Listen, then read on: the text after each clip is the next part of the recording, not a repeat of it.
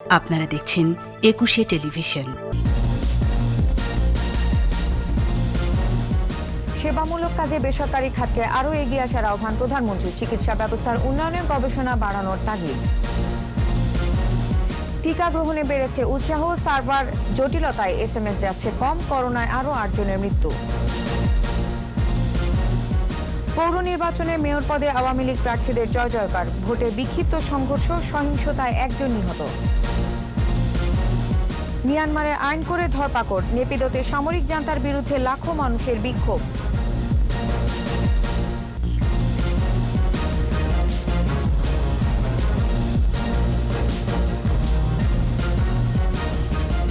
শুনছিলেন first security ইসলাম bank limited সংবাদ শিরোনাম। আমন্ত্রণ জানাচ্ছি রাতের 21 সংবাদে। আপনাদের সাথে আছি আমি নার্গিস মজিদ লিমা। দর্শক, 21 টেলিভিশনের সংবাদ একই সাথে সরাসরি দেখতে পাবেন আমাদের ফেসবুক পেজ www.facebook.com/2124 অনলাইনে।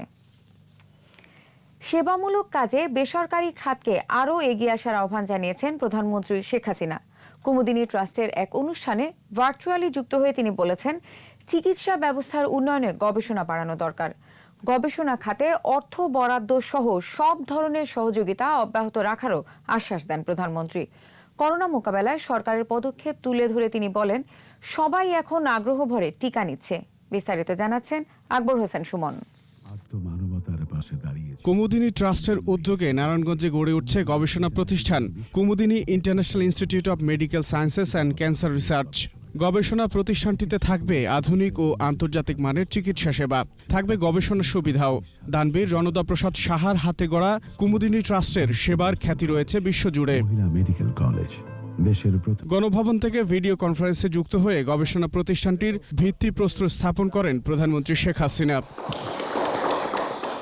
স্মৃতিচারণ করতে গিয়ে কুমুদিনী পরিবারের সঙ্গে তার শৈশবের কথা উল্লেখ করেন প্রধানমন্ত্রী। আমি আর রেহানা যখন আমার বাবা মায়ের ভাইদের লাশ দেখতে পাইনি, রণদা প্রসাদ এবং তার ছেলে তাদেরকে যে হত্যা করেছিল, কিন্তু তাদের লাশও তার পরিবার দেখতে পাইনি। আমার মনে আছে ছোটবেলা আমার বাবা আমাদেরকে নিয়ে গিয়েছিলেন কলেজ দেখার জন্য, স্কুল দেখার জন্য, সব কিছু আমরা ঘুরে ঘুরে দেখেছিলাম। তখন আমরা খুবই ছোট। সেখানকার সুন্দর পরিবেশ দেখে একসময় আব্বার তো ইচ্ছেই হয়ে গেল যে আমাকে ওখানে ভর্তি করে দেবেন। চিকিৎসা খাতে গবেষণা বাড়ানোর তাগিদ দিয়ে সব ধরনের সহায়তার আশ্বাস দেন সরকার প্রধান। আমাদের দেশে রিসার্চের সুযোগটা খুবই কম। রিসার্চ খুব, বিশেষ করে মেডিকেল সায়েন্সের রিসার্চ খুব বেশি একটা হচ্ছে না, যেটা হওয়া একান্তভাবে প্রয়োজন। কারণ আসলে যাদের রিসার্চ করার কথা সকলে মানে ডাক্তার হয়ে রোগী দেখতে এত ব্যস্ত, হাতে গোনা খুব কয়েকজনই আমি দেখি তাদের পাবলিকেশন এবং রিসার্চ। তাৎক্ষণিক ব্যবস্থা গ্রহণ করায় করোনা সংক্রমণ অনেকটা নিয়ন্ত্রণে রাখা সম্ভব হয়েছে বলে উল্লেখ করেন প্রধানমন্ত্রী। করোনা ভাইরাস মোকাবেলা করার জন্য তাৎক্ষণিকভাবে একবারের মধ্যে 7 দিনের মধ্যে আমরা 2000 ডাক্তার, 6000 নার্স আমরা নিয়োগ দিয়েছি এবং টেকনিশিয়ান নিয়োগ দিয়েছি, এবং আরও ভবিষ্যতে নিয়োগ দেওয়ার আমরা পদক্ষেপও নিয়েছি। আমাদের পদক্ষেপের ফলে আজকে এই করোনা ভাইরাস অনেকটা নিয়ন্ত্রণে। টিকা নিয়েও স্বাস্থ্য সুরক্ষা বিধি মেনে চলার নির্দেশ দেন প্রধানমন্ত্রী শেখ হাসিনা। ভ্যাকসিন দেওয়া সত্ত্বেও সবাইকে কিন্তু স্বাস্থ্য সুরক্ষাটা মেনে চলতে হবে। আকবর হোসেন সুমন, 21 টেলিভিশন, ঢাকা। উৎসাহ উদ্দীপনায় দেশব্যাপী চলছে টিকা কার্যক্রম, তবে সার্ভারের সমস্যা দেখা দেয় SMS গেছে কম। তাই কেন্দ্রগুলোতে মানুষের উপস্থিতিও কিছুটা কমেছে। তবে SMS না পেলেও নিবন্ধিতরা টিকা নিতে পারছেন। টিকা গ্রহণ করছেন বিভিন্ন শ্রেণী পেশার মানুষ। এদিকে টিকা নেয়ার প্রক্রিয়া সহজ করার তাগিদ দিয়েছেন ঢাকা দক্ষিণ সিটির মেয়র। সাইদুল ইসলামের রিপোর্ট। করোনার ভ্যাকসিনের প্রতি দেশের মানুষের আগ্রহ ব্যাপক হারে বাড়ছে। তবে সার্ভার জটিলতার প্রভাবে গত কয়েকদিনের তুলনায় রোববার বঙ্গবন্ধু শেখ মুজিব মেডিকেল বিশ্ববিদ্যালয়ে টিকা গ্রহীতাদের উপস্থিতি ছিল কিছুটা কম। এরপরও সাধারণ মানুষ টিকা নিতে কেন্দ্রে এসেছেন। তারা জানান, টিকা নেয়ার পর স্বাভাবিক আছেন। অন্যদেরও ভ্যাকসিন নেয়ার আহ্বান তাদের। তেমন একটা প্রবলেমও শুনছি না কারোর কাছ থেকে, তো এখন আলহামদুলিল্লাহ এখন মানসিকভাবে বেশ স্বস্তি বোধ করছে। ডায়াবেটিসও আছে, নিয়ন্ত্রণে আছে, তারপর আমার কোনো সমস্যা হচ্ছে না। আজকেই রেজিস্ট্রেশন করলাম এবং আজকেই আমি টিকা পেলাম। রেজিস্ট্রেশন প্রক্রিয়া আরও কিছুটা সহজ করার আহ্বানও আছে টিকা গ্রহীতাদের। অপপ্রচার বন্ধের আহ্বান জানান অনেকে। যারা গুজব ছড়িয়েছে তারাও কিন্তু এখন টিকা নিচ্ছে। এই টিকা নেওয়ার মধ্য দিয়ে আমি টিকা নিলাম, আমার অনুভূতিটা এত আনন্দজনক। কিভাবে রেজিস্ট্রেশন করতে হবে ইত্যাদি ইত্যাদি সম্পর্কে, কিংবা আমি গ্রামেও দেখেছি যে গ্রামেও লোকজনের ধারণা নাই বিধায় তারা নানা রকম ভয় ভীতি। আরেকটু প্রচার, পজিটিভ প্রচার দরকার এবং আরেকটু লোককে উৎসাহিত করা দরকার। সার্ভার জটিলতায় SMS না পেলেও নিবন্ধিতরা টিকা পাচ্ছেন বলে জানান BSMMUর পরিচালক। সার্ভারে প্রবলেম হওয়ার কারণে আমরা সবাইকে ইনভাইটেশন মানে ডেটটা আমরা পৌঁছে দিতে পারিনি। সকালের দিকে আমরা কিন্তু অনেককে পাঠিয়েছি, তো সেই হিসাবে হয়তো একটু পরের দিকে পাবে, but they will be coming, তারা আসবে। অন্যদিকে ঢাকা দক্ষিণ সিটি কর্পোরেশনের মেয়র টিকা নিয়েছেন পুরান ঢাকার মহানগর হাসপাতালে। পরে তিনি টিকা কার্যক্রম আরও সহজ করার আহ্বান জানান। অযথার জন্য আমার এলাকার লোকজন যেন হয়রানির শিকার না হয়, সেদিকে লক্ষ্য রাখাটা বাঞ্ছনীয়। সাইদুল ইসলাম, 21 টেলিভিশন, ঢাকা। কোভিড-19-এ 24 ঘন্টায় আরও 8 জনের মৃত্যু হয়েছে। এ নিয়ে মৃতের সংখ্যা 8,274। মৃত্যুর হার 1.53%। স্বাস্থ্য অধিদপ্তরের তথ্য অনুযায়ী 345তম দিনে দেশে নমুনা পরীক্ষা হয়েছে 12,901টি। এর মধ্যে শনাক্ত 326। মোট শনাক্তের সংখ্যা 5,40,592। নতুন 462 জন সহ সুস্থ হয়েছে 4,87,229। করোনায় দৈনিক সংক্রমণ হার 2.53%। এ পর্যন্ত শনাক্তের হার 14.05% এবং সুস্থতার হার 90.13%।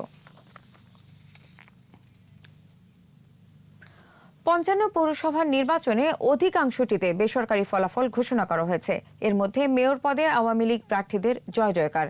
এবার 29 পৌরসভায় ইভিএমে আর 26টিতে ভোট হয় ব্যালটে। প্রতিনিধিদের সহায়তায় মুশফিকা নাজনীনের রিপোর্ট।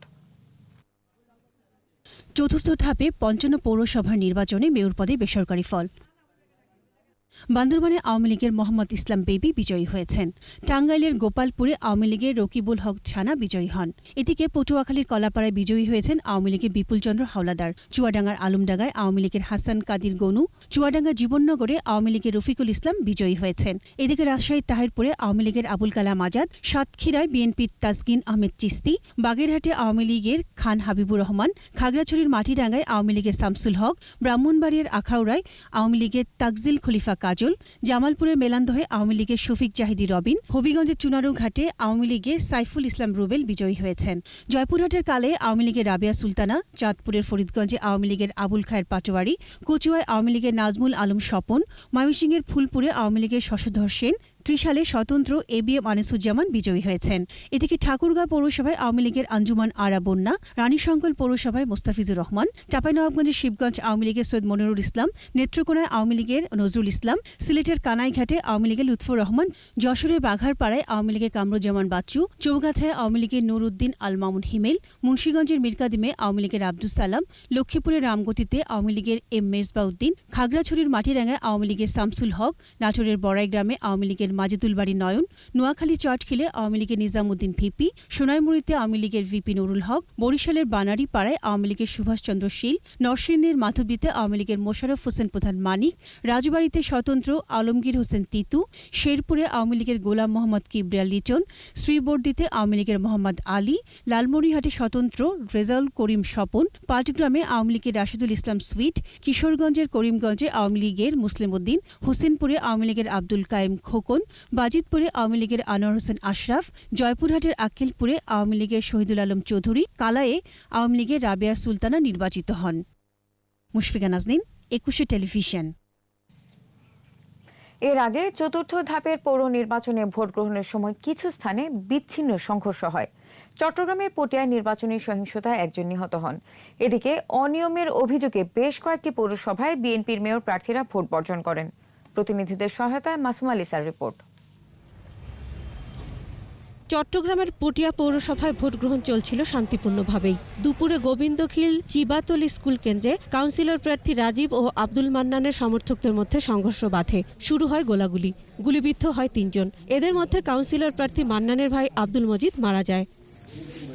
নরসিংদীতে ব্যালট পেপার ছিনতাই হওয়ায় ইউএমসি আদর্শ উচ্চ বিদ্যালয়ের 3টি কেন্দ্রের ভোট গ্রহণ স্থগিত হয়েছে। হবিগঞ্জের চুনারুঘাট কেন্দ্রে ভোটারদের ওপর হামলা চালায় দুর্বৃত্তরা। এদিকে শুরুতে ভোটার উপস্থিতি কিছুটা কম থাকলেও বেলা বাড়ার সাথে সাথে বাড়তে থাকে ভোটার উপস্থিতি। কেন্দ্রগুলোতে নারী ভোটারের উপস্থিতি তুলনামূলক বেশি। শান্তিপূর্ণ ভোট হয়েছে ময়মনসিংহের ত্রিশাল ও ফুলপুর, নেত্রকোনা, টাঙ্গাইলের গোপালপুর, কালিহাতী, রাজশাহীর নওহাটা, গোদাগাড়ী, তানোর ও তাহেরপুরে, ঠাকুরগাঁও সদর ও রানীশঙ্কল, চাঁপাইনবাবগঞ্জের শিবগঞ্জ, চুয়াডাঙ্গার জীবননগর ও আলমডাঙ্গা, বরিশালের মুলাদি, বানারীপাড়া, সাতক্ষীরা, বাগেরহাট এবং যশোরের চৌগাছা ও বাঘারপাড়ায়। বেশিরভাগ পৌরসভাতেই ভোটের পরিবেশ ছিল শান্তিপূর্ণ। ভোটারদের অনেকটা ভিড় রয়েছে এবং সবাই লাইনে দাঁড়িয়ে এই প্রথমবারের মতন ইভিএমে ভোট দিচ্ছে। মোটামুটি সমস্যা হচ্ছে না এখানে। আর পুলিশ প্রশাসন, আইন প্রশাসন খুব ভালোভাবে নিরাপত্তা দিচ্ছে আমাদের।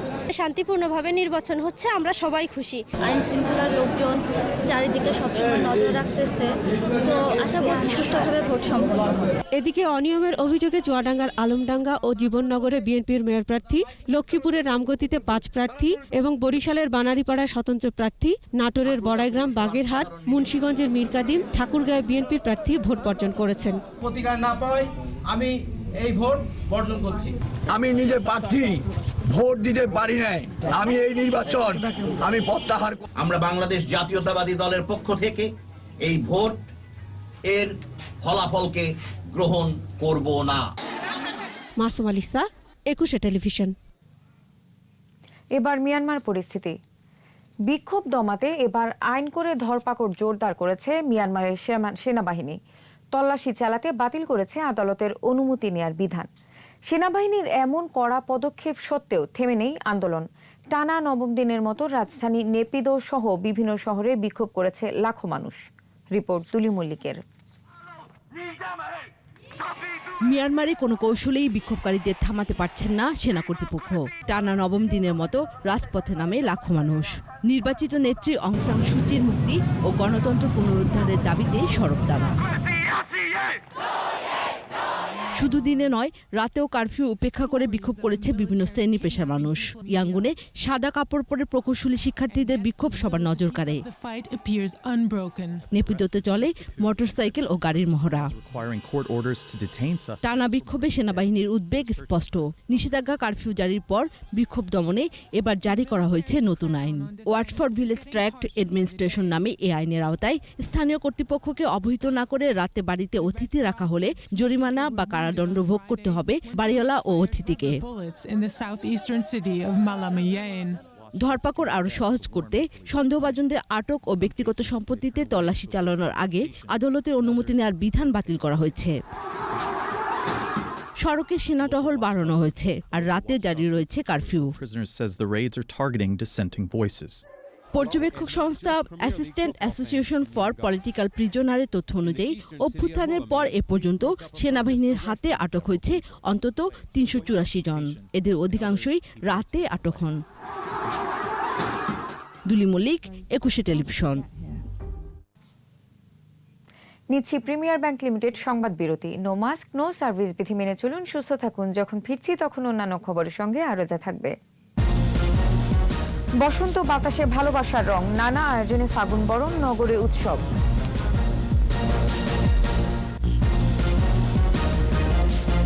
আবারও আমন্ত্রণ রাতের 21 সংবাদে।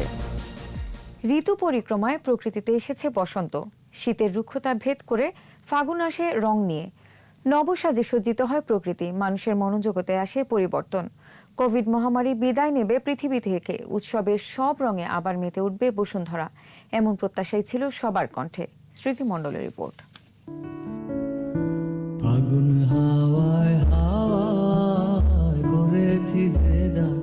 বসন্ত এসে গেছে।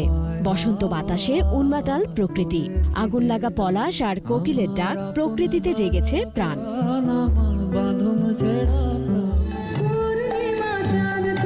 ভোরের আলো ফুটতেই সোহরাওয়ার্দী উদ্যানের উন্মুক্ত মঞ্চে বসন্ত বরণের আয়োজন।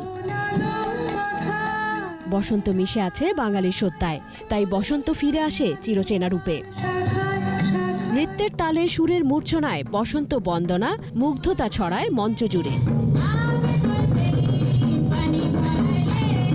আগামী প্রজন্মের কাছে ষড়ঋতুর বাংলাদেশকে তুলে ধরতে এমন আয়োজনের বিকল্প নেই বলছেন প্রকৃতি প্রেমীরা। সবাই এসছে, হাসছে, সেটাই আনন্দ। মানে যত কিছু হোক তবুও বসন্ত, নতুন প্রজন্মের কাছে আমরা অলরেডি এটাকে ছড়িয়ে দিতে পেরেছি। আমার অনেক ভালো লাগে, কারণ বসন্তের দিনটা শুরুই হয় অনেক সুন্দর করে। তরুণ প্রজন্ম সবাই আমাদের দেশে এখন যে সংকট চলছে সেই সংকট নিরসনে ঐক্যবদ্ধ হয়ে কাজ করবে। কোভিড মহামারীতে নাগরিক জীবনের ব্যস্ততাকে ছুটি দিয়ে বসন্তকে স্বাগত জানাতে কার্পণ্য নেই কারো মনেই। সবসময় ভালো লাগে, কিন্তু করোনা আমাদেরকে বসন্তর জন্য আটকে রাখতে পারেনি ঘরে।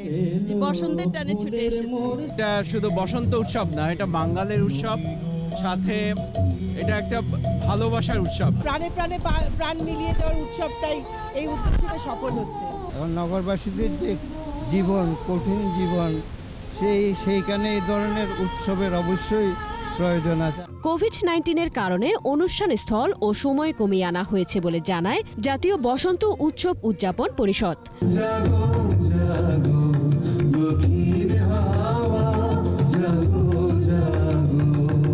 বসন্ত কথন পর্বে প্রকৃতির কাছ থেকে শিক্ষা নিয়ে দীক্ষিত হওয়ার আহ্বান আয়োজকদের। আজ পর্যন্ত আমাদের যা অর্জন, বিজ্ঞান বলি, যা কিছু বলি, সব কিছু প্রকৃতির কাছ থেকে। আসুন আমরা বিশেষ করে তরুণ প্রজন্ম প্রকৃতির মাঝে নিজেদেরকে বিলিয়ে নিই। রাখি বন্ধনের পর বসন্ত রঙে রাঙিয়ে দিতে ছড়িয়ে দেয়া হয় আবির। শীতের রুক্ষতা ভেদ করে বসন্ত বার্তায় বদলে যায় প্রকৃতি। মানুষের মনোজগতেও আসে পরিবর্তন। বদলে যাওয়া পৃথিবীতে সীমিত পরিসরে নয়, বরং মহাসমারোহে ঋতুরাজ বসন্তকে বরণ করার প্রত্যাশাই ছিল সবার কণ্ঠে। স্মৃতিমণ্ডল, একুশে টেলিভিশন, ঢাকা। জিয়াউর রহমান জাতির জনক বঙ্গবন্ধু শেখ মুজিবুর রহমানের হত্যাকাণ্ডের সাথে জড়িত, এর সুস্পষ্ট প্রমাণ রয়েছে। যথাসময়ে দালিলিক প্রমাণ ও তথ্যাদি জাতির সামনে তুলে ধরা হবে, এসব দাবি করেছেন মুক্তিযুদ্ধ বিষয়ক মন্ত্রী আকম মোজাম্মেল হক। রাজনৈতিক প্রতিহিংসামূলকভাবে জিয়াউর রহমানের বীরুত্তম খেতাব বাতিলে জামুকা প্রস্তাব করেছে বিএনপি নেতাদের এসব অভিযোগের জবাবে বলেন, প্রস্তাবটি গ্রহণ এবং পর্যালোচনা করা হচ্ছে। বাতিল হবে কি হবে না এ বিষয়ে চূড়ান্ত সিদ্ধান্ত নেবে মুক্তিযুদ্ধ বিষয়ক মন্ত্রণালয়।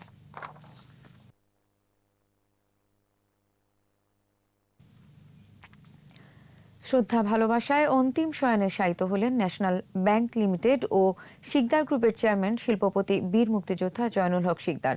রোববার বিকেলে মরহুম জয়নুল হক শিকদারের হাতে গড়া প্রতিষ্ঠান রাজধানীর রায়ের বাজারের ZH Sikdar women's medical college ও হাসপাতাল প্রাঙ্গণে তাকে সমাহিত করা হয়। এর আগে সকালে তার মরদেহ নিয়ে যাওয়া হয় গ্রামের বাড়ি শরীয়তপুরের মধুপুর গ্রামে। সেখানে সর্বস্তরের মানুষের শ্রদ্ধা ও দ্বিতীয়বার রাষ্ট্রীয় সম্মাননা প্রদান শেষে বীর মুক্তিযোদ্ধা জয়নুল হক শিকদারের জানাজা অনুষ্ঠিত হয়। গত 10 ফেব্রুয়ারি জয়নুল হক শিকদার দুবাইয়ের একটি হাসপাতালে চিকিৎসাধীন অবস্থায় ইন্তেকাল করেন। নিচ্ছি প্রিমিয়ার ব্যাংক লিমিটেড সংবাদ বিরতি। নো মাস্ক নো সার্ভিস বিধি মেনে চলুন, সুস্থ থাকুন। যখন ফিরছি তখন অন্যান্য খবরের সঙ্গে আরো যা থাকবে। যাচ্ছে তাই ব্যাটিংয়ে ঢাকা টেস্টেও হারল বাংলাদেশ, 10 বছর পর হোয়াইট ওয়াশের লজ্জা। আর এরই সাথে শেষ করছি রাতের 21 সংবাদ। যাবার আগে ফার্স্ট সিকিউরিটি ইসলাম ব্যাংক লিমিটেড সংবাদ শিরোনামগুলো জানিয়ে দিব আরো একবার। সেবামূলক কাজে বেসরকারি খাতকে আরও এগিয়ে আসার আহ্বান প্রধানমন্ত্রী। চিকিৎসা ব্যবস্থার উন্নয়নে গবেষণা বাড়ানোর তাগিদ। টিকা গ্রহণে বেড়েছে উৎসাহ, সার্ভার জটিলতায় SMS যাচ্ছে কম, করোনায় আরও 8 জনের মৃত্যু। পৌর নির্বাচনে মেয়র পদে আওয়ামী লীগ প্রার্থীকে জয় জয়কার, ভোটে বিক্ষিপ্ত সংঘর্ষ, সহিংসতায় 1 জন নিহত। মিয়ানমারে আইন করে ধরপাকড়, নেপিদোতে সামরিক জান্তার বিরুদ্ধে লাখো মানুষের বিক্ষোভ।